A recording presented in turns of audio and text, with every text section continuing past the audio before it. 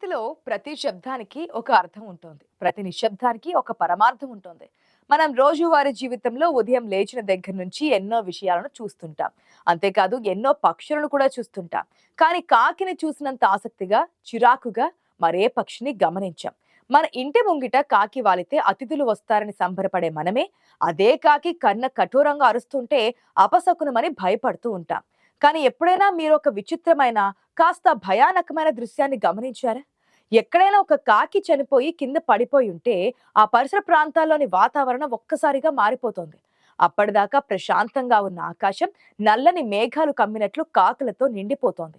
ఒకటి కాదు, రెండు కాదు, వందల సంఖ్యలో కాకులు అక్కడికి చేరుతాయి. చెట్ల కొమ్మల మీద, కరెంటు తీగల మీద, ఇళ్ల పైకప్పుల మీద వాలి ఆ చనిపోయిన కాకి వైపు చూస్తూ చేసే ఆ భీకరమైన శబ్దం వింటే ఎవరికైనా ఒళ్ళు జలధరిస్తోంది. ఈ దృశ్యాన్ని చూసిన సామాన్య ప్రజలు ఏమనుకుంటారు? పాపం, తమ సాటి పక్షి చనిపోయిందన్న బాధలో అవన్నీ ఏడుస్తున్నాయని, ఆ చనిపోయిన కాకికి ఘనంగా వీడ్కోలు పలుకుతున్నాయని అనుకుంటారు. నిజానికి అదొక కాకుల సంతాప సభ లేదా కాకుల అంత్యక్రియలు అని భావిస్తారు. మనుషులకు ఉన్నట్టే వాటికి కూడా బంధుప్రీతి ఉంటుందని, ఆ బంధం తెగిపోయినందుకు అవి శోకసంద్రంలో మునిగిపోయాయని కథలు కథలుగా చెప్పుకుంటారు. కానీ ఇక్కడే మనం అసలు విషయాన్ని మిస్ అవుతున్నాం. మనం భావోద్వేగంతో చూసే ఈ దృశ్యం వెనుక ఒక అత్యంత క్లిష్టమైన సైన్స్ దాగి ఉంది. University of Washington avian conservation lab శాస్త్రవేత్తలు ఏళ్ల తరబడి చేసిన పరిశోధనల్లో మన ఊహకు అందని షాకింగ్ నిజాలు బయటపడ్డాయి. అక్కడ జరుగుతున్నది ఏడుపు కార్యక్రమం కాదు, అదొక సీరియస్ క్రైమ్ సీన్ ఇన్వెస్టిగేషన్ అట. అవును, మీరు వింటున్నది అక్షరాల నిజం. కాకులు అక్కడ చేరేది కన్నీళ్లు పెట్టడానికి కాదు, పాఠాలు నేర్చుకోవడానికి. ఒక కాకి చనిపోయిందంటే అక్కడ ఏదో తెలియని ప్రమాదం పొంచి ఉందని వాటికి అర్థమైపోతోంది. ఆ ప్రమాదం ఈ రోజు ఈ కాకిని బలి తీసుకుంది, రేపు తమ దాకా కూడా రావచ్చు. అలా రాకూడదంటే ఏం చేయాలి? అసలు ఆ కాకి ఎలా చనిపోయింది అని తెలుసుకోవడానికే అవి అక్కడ గుమ్ముగూడతాయట. అంటే మనుషులు చనిపోతే మనం గతాన్ని తలుచుకుని బాధపడతాం, కానీ కాకులు మాత్రం తమ భవిష్యత్తుని కాపాడుకోవడానికి ఆ మరణాన్ని ఒక పాఠంలా మార్చుకుంటారు. దీని సైన్స్ పరిభాషలో చెప్పాలంటే ఇదొక సర్వైవల్ స్ట్రాటజీ అంటున్నారు అధ్యయనకర్తలు. కాకులు సహజంగానే తెలివైన పక్షులు. భావోద్వేగాల కంటే ప్రాణ రక్షణే ముఖ్యమని అవి నమ్ముతూ ఉంటాయి. ఎప్పుడైనా ఇలాంటి సన్నివేశం ఎదురైనప్పుడు దూరంగా ఉంటూ అక్కడ ఏం జరుగుతుందో డిటెక్టివ్ కళ్ళతో గమనించండి. చనిపోయిన కాకి నేల మీద పడి ఉంటుంది, దాని చుట్టూ వందల కాకులు చేరతాయి. కానీ గమనించాల్సిన విషయం ఏంటంటే ఏ ఒక్క కాకి కూడా ఆ శవాన్ని తాకడానికి సాహసించదు.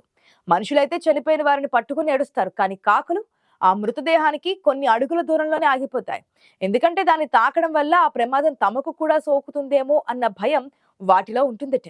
ఈ మొత్తం ప్రాసెస్ ఎలా మొదలవుతుందంటే, మొదట ఆ దారిలో వెళ్తున్న ఏదో ఒక కాకి కింద పడి ఉన్న కాకి మృతదేహాన్ని గుర్తిస్తోంది. వెంటనే అది ఒక రకమైన ప్రత్యేకమైన శబ్దాన్ని చేస్తోంది. మామూలుగా అరిచే అరుపు వేరు, ఈ అరుపు వేరు. దీని డేంజర్ అలారం లేదా అసెంబ్లీ కాల్ అంటారు. ఆ పిలుపు వినగానే చుట్టుపక్కల కిలోమీటర్ల పరిధిలో ఉన్న కాకులని అలర్ట్ అయిపోతాయి. ఆహారం వెతుక్కునే పనిలో ఉన్న, గూడు కట్టుకుంటున్న అన్ని పనులు ఆపేసి వాయువేగంతో ఆ స్పాట్ కి చేరుకుంటూ ఉంటాయి. కేవలం నిమిషాల వ్యవధిలోనే ఆ ప్రాంతం అంతా ఒక యుద్ధ క్షేత్రంలా మారిపోతుంది. వచ్చిన ప్రతి కాకి ఆ మృతదేహాన్ని చాలా జాగ్రత్తగా గమనిస్తుంటోంది. దీన్నే మనం విచారణ అనుకోవచ్చు. అవి అక్కడ కొన్ని కీలకమైన ప్రశ్నలకు సమాధానాలు వెతుకుతూ ఉంటాయి. అవేంటంటే, ఇది సహజ మరణమా, లేక హత్య జరిగిందా, లేకపోతే అక్కడ ఏదైనా విషయం కలిపిన ఆహారం ఉందా?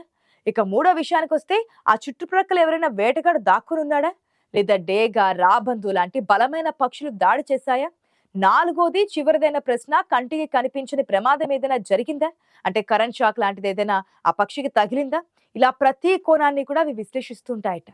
శాస్త్రవేత్తలు కాకి బొమ్మలను ఉపయోగించి చేసిన ప్రయోగాల్లో కూడా ఇదే విషయం రుజువైందట కూడా. ఆ కాకి చనిపోవడానికి కారణం తెలిస్తే అవి వెంటనే ఆ సమాచారాన్ని తమ మెదడులో రిజిస్టర్ చేసుకుంటాయి. ఉదాహరణకు, ఒక పిల్లి దాడి చేయడం వల్ల కాకి చనిపోయిందని తెలిస్తే ఆ చుట్టుపక్కల ప్రాంతంలో పిల్లులు తిరుగుతున్నాయని, జాగ్రత్తగా ఉండాలని అవి డిసైడ్ అయిపోతాయట. ఈ మొత్తం గ్యాదరింగ్ సుమారు 15 నుంచి 30 నిమిషాల పాటు సాగుతోంది. ఒక్కసారి వాటికి క్లారిటీ వచ్చాక అప్పటిదాకా చేసిన గోలను ఆపేసి నిశ్శబ్దంగా అక్కడి నుంచి ఎగిరిపోతాయట. వెళ్ళేటప్పుడు అవి తీసుకెళ్లేది శవాన్ని కాదు, జాగ్రత్త అనే ఒక గొప్ప సందేశాన్ని ఇస్తాయి. అంటే ఒక కాకి బలిదానం మిగతా 100 కాకులకు ప్రాణభిక్ష పెడుతుందన్నమాట. చనిపోయిన కాకిని బ్రతికించలేమని వాటికి తెలుసు. కనీసం బతుకున్న వాళ్ళైనా ఆ ప్రమాదంలో పడకూడదనే ఒకే ఒక్క యూనివర్సల్ లా అక్కడ అమలవుతోంది. నిజంగా ఇంత చిన్న మెదడులో ఇంత పెద్ద ఆలోచన ఎలా దాగి ఉందన్నది ఆలోచిస్తేనే ఆశ్చర్యం వేస్తుంది కదూ. కాకుల గురించి మీకు తెలియని మరొక షాకింగ్ నిజం ఏంటంటే వాటి జ్ఞాపక శక్తి గురించి. మనం చాలా మందిని చూస్తుంటాం. నిన్న కలిసిన వాళ్ళ పేర్లు ఈ రోజు మర్చిపోతుంటాం కదా. కానీ కాకులు అలా కాదు. అవి మనుషుల ముఖాలను అద్భుతంగా గుర్తుపెట్టుకుంటూ ఉంటాయట. ముఖ్యంగా తమకు హాని చేసిన వారి ముఖాలను అవి జీవితాంతం మర్చిపోవట. దీనికి సంబంధించి వాషింగ్టన్ యూనివర్సిటీకి చెందిన ప్రొఫెసర్ జాన్ మార్జ్ లెఫ్ చేసినటువంటి ఒక ప్రయోగం ప్రపంచ వ్యాప్తంగా సంచలనం సృష్టించింది.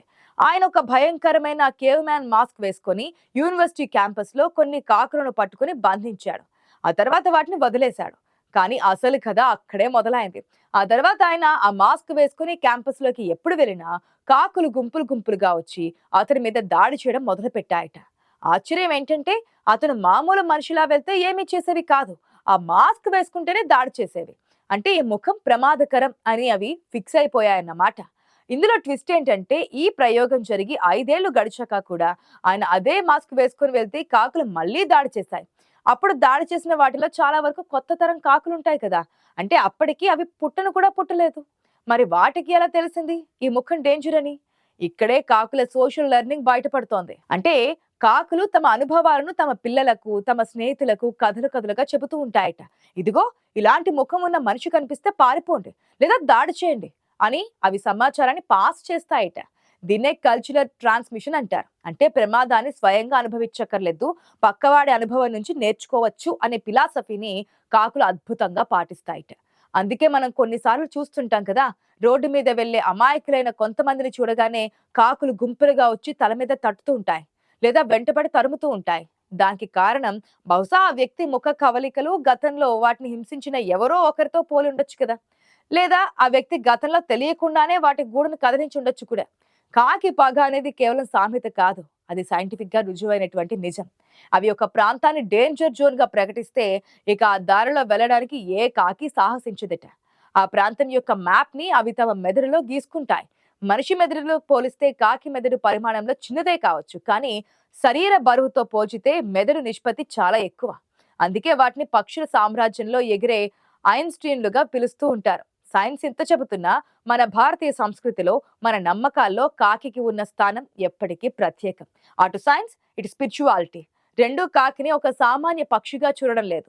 మన పురాణాల ప్రకారం కాకులు పితృలోకానికి, భూలోకానికి మధ్య వారధులుగా చెబుతూ ఉంటారు. యమధర్మరాజు వరప్రసాదం వల్ల మరణించిన మన పూర్వీకులు కాకి రూపంలో వచ్చి మనం పెట్టిన ఆహారాన్ని స్వీకరిస్తారని తరతరాలుగా వస్తున్న నమ్మకం. అందుకే పితృకార్యాలప్పుడు, శ్రద్ధ కర్మలప్పుడు కాకి పిండం తింటేనే ఆత్మకు శాంతి లభిస్తుందని, లేకపోతే ఏదో లోపం జరిగిందని మనం భావిస్తుంటాం. అంతేకాదు నవగ్రహాల్లో అత్యంత శక్తివంతుడైన శనీశ్వరుడికి వాహనం కాకి. కాకులకు ఆహారం వేస్తే శని దోషాలు తొలగిపోతాయి జ్యోతిష్య శాస్త్రం చెబుతోంది. కాకులు చాలా కాలం బ్రతుకుతాయి, పైగా వాటికి సహజ మరణం చాలా తక్కువ.